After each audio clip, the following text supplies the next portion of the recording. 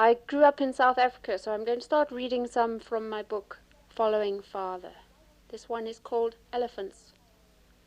Like the elephant's great grey hulk, Africa divides the Indian and the Atlantic, holding the oceans at bay, thrusting its vertebrae high, a knuckled bulk grabbing for blistering fistfuls of sky. Where Africa's eyes drain into the rift, elephants wander in slow herds, shift across plains, scour boulder-strewn scrub. The long-memoried elephant knows all about patience and family pride, and that there is joy in simple things.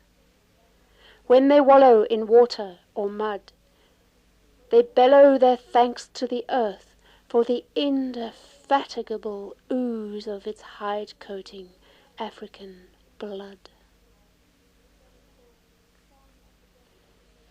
And this one is called Song of the Drakensberg. Leave the laughing river, shade of wattled trees, incessant cicada throb. Wade through rippling seas of grass, chest high dry, hissing Africa's chant. Reach for streaked rock faces carved by wind and water, caves daubed with paint.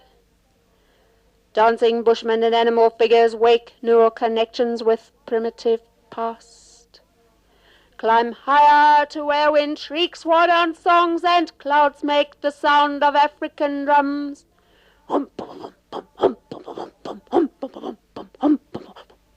Stand like a witch doctor on the peak, raise your hands to soothe the brow of the sky.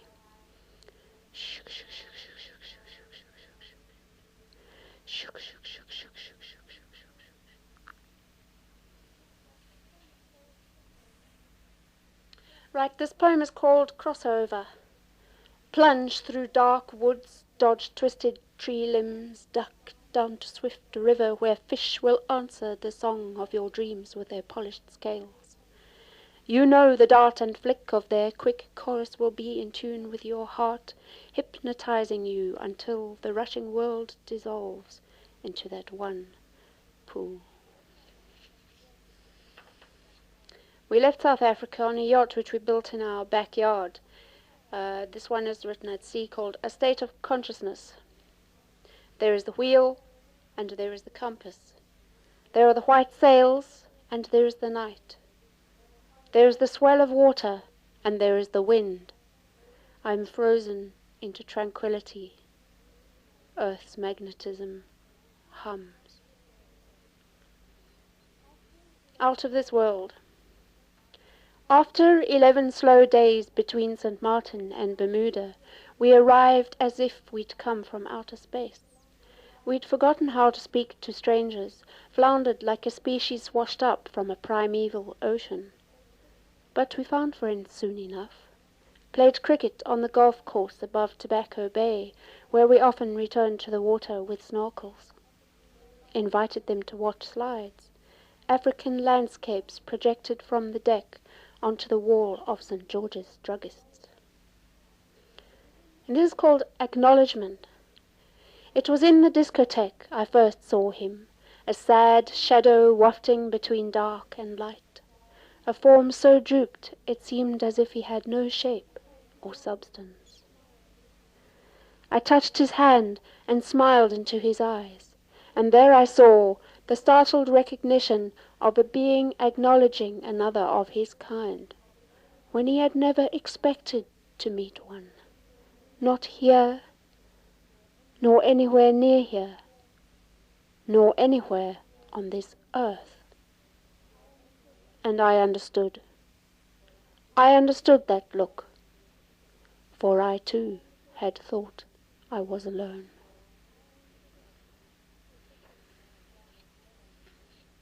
This is hitching round Maryland in the United States after we got that far on the boat. Out of Maryland. I had to see that country, so I took the rides in big black Buicks, limousines, and Fords. And then at last, down in Georgia, you promised to take me all the way to Orlando in your truck. You told me It was illegal in some states to hitch. I was lucky I hadn't been picked up by the cops. I jumped every time you reached out to change gear.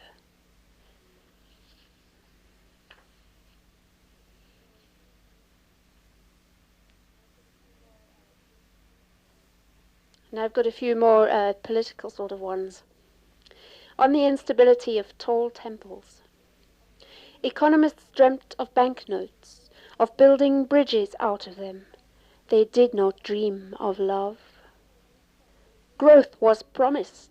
Temple rooftops continually extended, denying gravity. You and I occupied a more realistic world. We reinforced our ruse. Now it's raining economists. Bridges and temples are falling. Hold my hand. Who knows about big guns? Who has been selling parts for large illicit sums? Who knows about big guns? Who would trade lives for funds, blast away homes and hearts? Who knows about big guns? Who has been selling parts? Have you seen those signs saying police slow? They've hard enough time doing their jobs as it is, without being made to go slow, when the rest of us just whiz on by to the next sign. Police accident. Not again. No wonder they're told to slow down. Got no time to sing your praises, must get on with the latest crazes, run big business races, play straight aces. Got no time to pick you daisies. Time erases passion, we are phases, shifting places, backsides of each other's faces. We leave faint traces, but never time for singing praises. This one's called not the Big Apple, but the Great Flower. Not a man alive on the M25 is making more than 10 miles an hour. Bowler hats may be gone, but pinstripe suits still belong to these London men, dapper and dour. For a city MD, a smart white MG provides just the right level of power. Not much point in a Ferrari, it'd drive him balmy with no open road to devour. He gets home late at night for a drink and a bite and a short dream in his ivory tower. Then he rejoins the race that proceeds at snail pace round the petals of the great flower.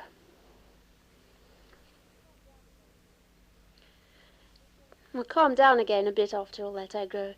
This one's called The Poetry of Cats. I am Leo the lion. My brothers and sisters are cats. They look into my eyes, and we understand each other. We like to sit and watch, blink, watch, take notes. We prowl on soft feet, and sometimes we pounce. We love the sun, warm yellows, golds. We curl together and perform our poetry. Stroke, scratchy, rub. Yawn, stretch, yawn.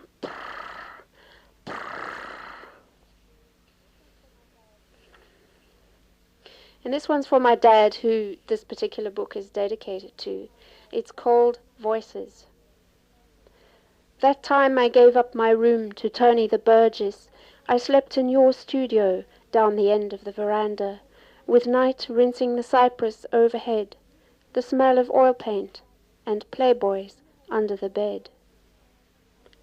You had conversations in there I should have been too sound asleep to hear, but when I was older, you never hesitated to talk that way in front of me.